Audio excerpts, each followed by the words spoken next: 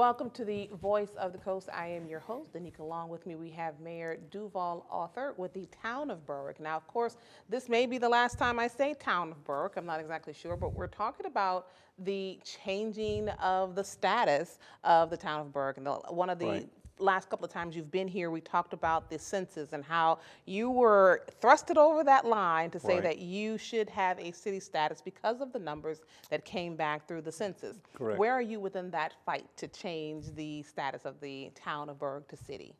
Well, I hope nobody out there is getting disgusted with me or annoyed with me, keep talking about becoming a city. But when I decided to run for sheriff 5 years ago, run for mayor, that's a good thought, run for sheriff. When I decided to run for mayor, it was because of things I wanted to do, and the number one thing was to become a city. We've been a town since 1907. And I felt like that we had paid our dues to become a city, and we had grown. And you look back over history and what's going on in Berwick. It was a thriving community, 17 grocery stores, 3 or 4 hotels, just little grocery stores on every corner. A lot of good things happened in Berwick. It was a little small community, quiet community, and but I felt like we needed to grow. We really did. So we worked extra hard on the census, and the numbers didn't come back the way I felt like they should have. So I wrote an appeal and asked the census to relook at it. They've never gotten back with me on the thing, and I found out that I have a lady in Washington that's kind of checking to find out why I never got any answer back on my appeal. But in the meantime, I LSU had done a population estimate on Berwick, and on each and every year for the past 5 years, we've been over the 5,000 mark each and every time. And with those numbers, and I made copies, and I got the certified copies from LSU of the population estimates. Everything looked really neat, and it was all attached to a letter to the governor, explaining to him what we were trying to do, and I sent it off. The only problem, I was in a hurry to do this. I should have got our legal counsel to tell me, don't send it now.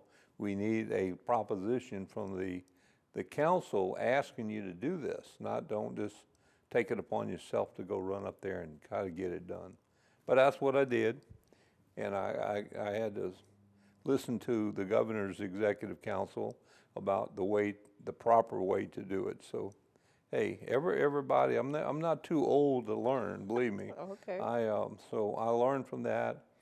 So at Tuesday night's meeting, we're going to have a proposition that will be brought up asking me to go to the governor and asking for this. Right. And speaking of Tuesday, that is November 14th. It's going That's to be correct. held at the Town of Berwick Town Hall. If you are interested and you'd like to be in attendance, you can do so. Yeah, absolutely. It takes place at 6:00 p.m. And speaking of growing, first of all, I would love to do a history dive through Berwick at 17 grocery stores. There had to be one on each block. It was. It was.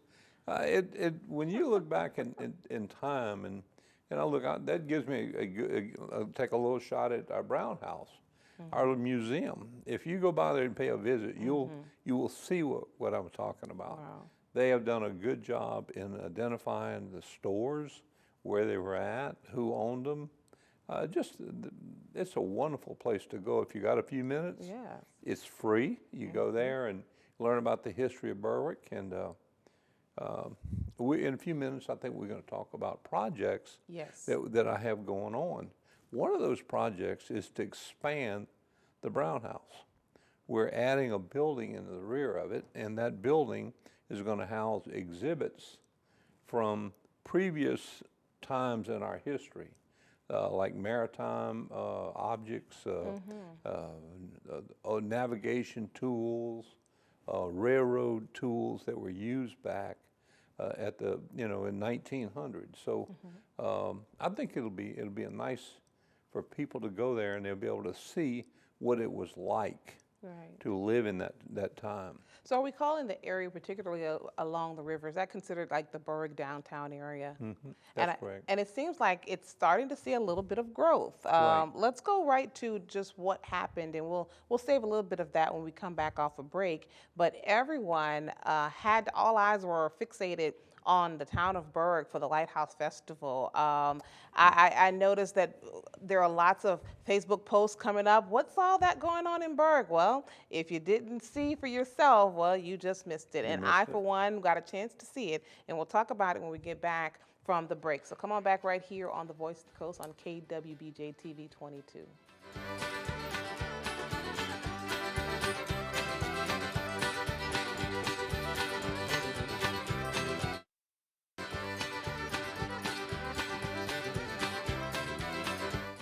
Welcome back to the Voice of the Coast. My guest, Mayor Duval Arthur with the Town of Berwick. We're talking about the Lighthouse Festival. Lots of compliments that I saw, at least on social media. And social media sometimes is an indicator Right. that people are watching, or they know, or they've heard about it. And the last time I was at the Lighthouse Festival was 2 years ago, when the bands were held under a pavilion. You just used what you had. Right. This time, when the next time I've gone, beautiful stage, well lit, really big name bands that came Right. out, in addition to a lot of our local entertainers.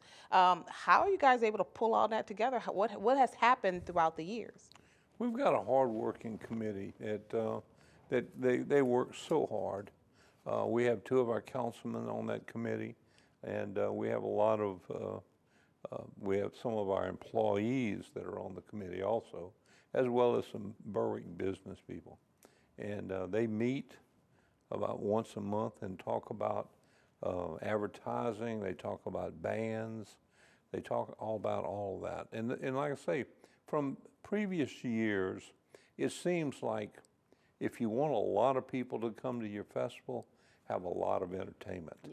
And I'm gonna tell you, that's a drawing card. They ain't coming over there to eat hot dogs or or gumbo. They're coming up for the music. That's right. And we have a big street for them to dance in. They have plenty of room, so it works out perfect for us. Right. We actually have on Sunday mornings we have prayer there, and we have a church service, and we have a dune buggy ride. We go four-wheeler. Golf carts that goes through town. We Okay. do that on Sundays. We have a car show. We have a bicycle ride on Thursday And night. that kicks it off. I was going to say, you Yeah. have bicycles that kick Right. off the actual festival on the Thursday.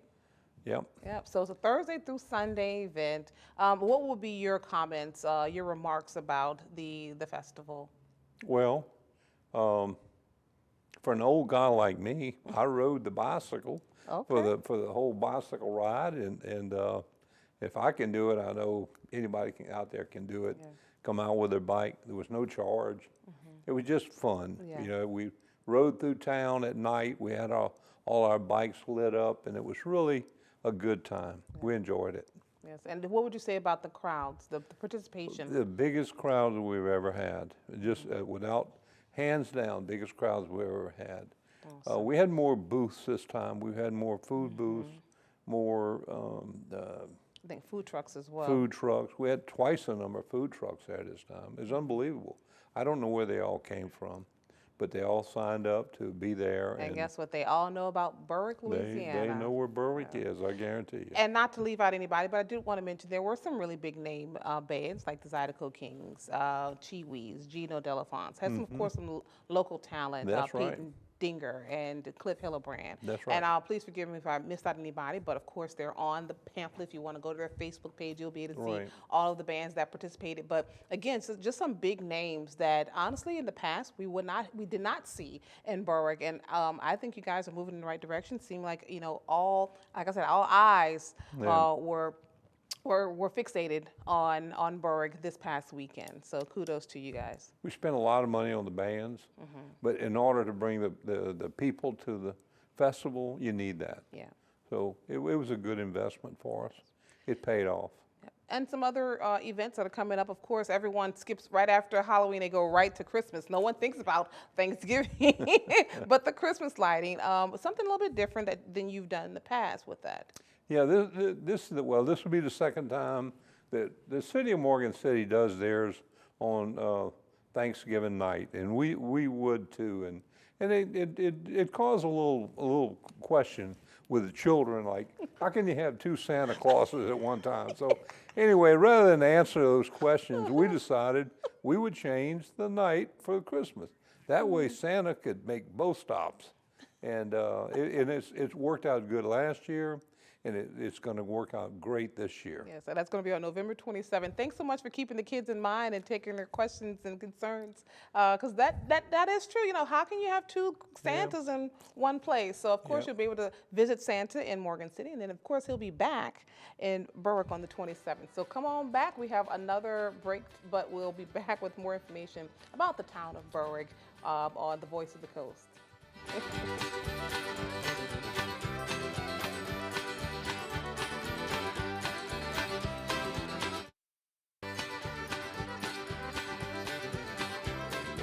First Tuesday is Welcome back to the Voice of the Coast. Again, I am your host, Danica. Along with me, we have Mayor Duval Arthur with the Town of Berwick.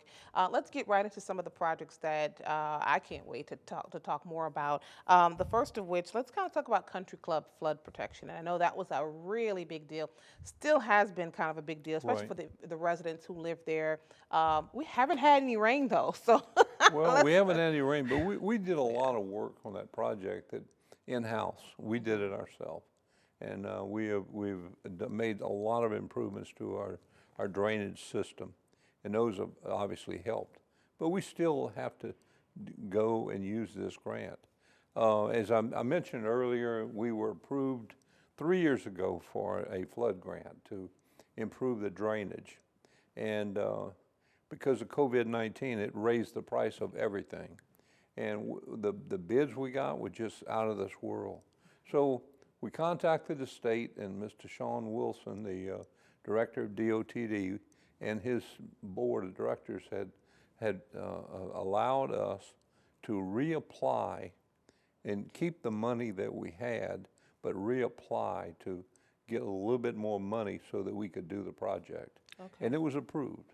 Okay. And so we reapplied, and in January we'll know the results. But I can just tell you, I'm going to be grinning, believe me. Okay, well, you heard it first right here. So Yeah. if you live in Country Club, I hope that you're watching. If not, tell somebody who lives in Country Club. Yeah. So I know that's kind of been a long-awaited Yeah, it has. project It's for been so a- many people. We really want to get that done. Yes. Another kind of a major thoroughfare that's in Berwick is 6th Street. Absolutely. It's paved, I think, in some areas, but if you cross the tracks, there's some areas that are Right. still kind of like gravel Right. road. So that's going to be a pavement project. That's right. It's a pavement project's already been approved. We already have the money to do it. We're getting ready to put it out on bids. So it's going to be a wonderful project for people that live on the end of 6th Street. There's 2 large trailer parks there, and it will give them a good surface road to travel to wherever they're going. And the buses that go pick up children there. It's a gravel road, and it's really, it needs some work. Yeah, I mean, being dusty, also bumpy, Right. so, I mean, who doesn't want a nice paved road? They deserve it. That's They right. deserve it. That's right. So we have some other projects, I guess, and it's not necessarily a city project, but tell me about, there's some subdivisions, if not one. I know there's one that's along 182 that's next to the Civic Center. Are there any other subdivisions coming up, and what's the progress on them? Well, that's the only one that's active right now, okay? We do have another subdivision. I think one lot has been sold in the new subdivision, and that's the Chapelaya Estates. And only one lot's been sold, but I know that there've been activity there. A lot of people looking, so we're hopeful that that'll kick off sooner or later. There seemed to be a lot of interest in the subdivision that was almost a subdivision. There was Mr. Privat had bought some property in Berwick, and there was discussion between he and the town of Berwick about this building a subdivision, but he wanted to use asphalt and our I subdivision hadn't heard that name requirements. in a long time. The subdivision requirements say cement. Yes. So I'm being asked to see if we can relook at that asphalt versus cement. And I went over to Lafayette and looked at a subdivision that he built, River Ranch, and they use asphalt for that. And he did a wonderful job, and there's no problems with it. So we might relook at that ordinance and see if there's something we can do for future, Gotcha. in case somebody wants to develop that subdivision. Sounds good. Well, we have just one more segment to go, and we're going to have the rest of our questions and during that time. So going pretty good. I'm learning a lot more about what's going on in Berwick. Sounds really good. Well, we had one other little project real quick that was approved for us to expand the Brown House Museum. So we're building an exhibition hall at the Brown House for showing the development of our town and how it come about being Town of Berwick. All right. Well, come on back. We're going to take a short break. We'll see you in a minute right here on the Voice of the Coast.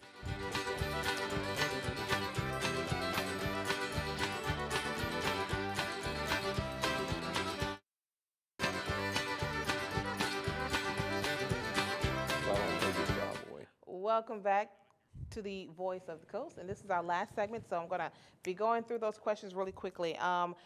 Let's talk about the bridge, 182 bridge. I'm looking at the progress as I go across the 90 bridge. It looks like it's pushing on through.